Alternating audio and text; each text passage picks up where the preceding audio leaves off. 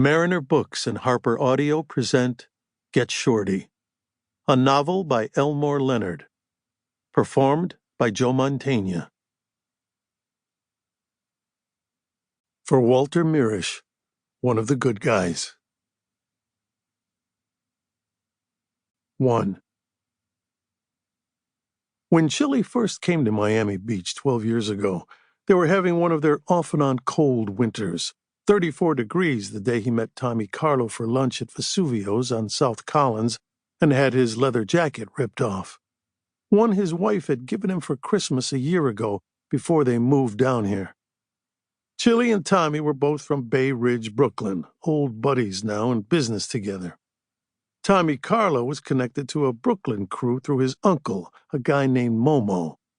Tommy, keeping his books and picking up betting slips till Momo sent him to Miami with $100,000 to put on the street as loan money.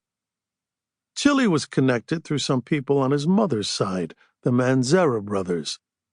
He worked usually for Manzera Moving and Storage in Bensonhurst, finding high-volume customers for items such as cigarettes, TVs, VCRs, stepladders, dresses, frozen orange juice. But he could never be a made guy himself because of tainted blood.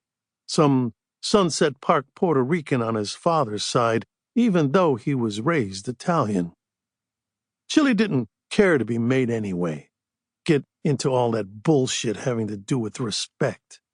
It was bad enough having to treat these guys like they were your heroes, smile when they made some stupid remark they thought was funny.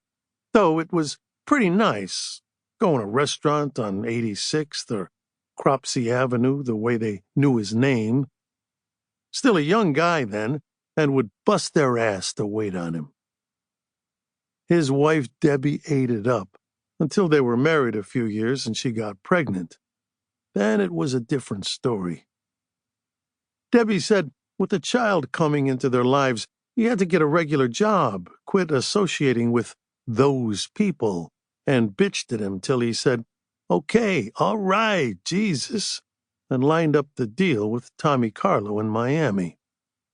He told Debbie he'd be selling restaurant supplies to the big hotels like the Fontainebleau, and she believed him, till they were down here less than a year, and he had his jacket ripped off.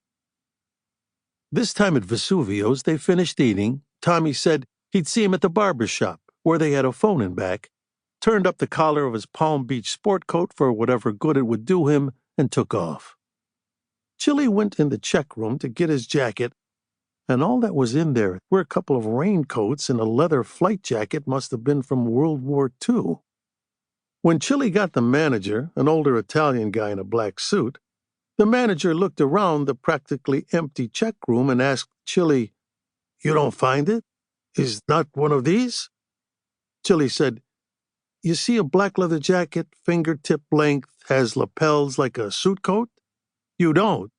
You owe me $3.79. The manager told him to look at the sign there on the wall.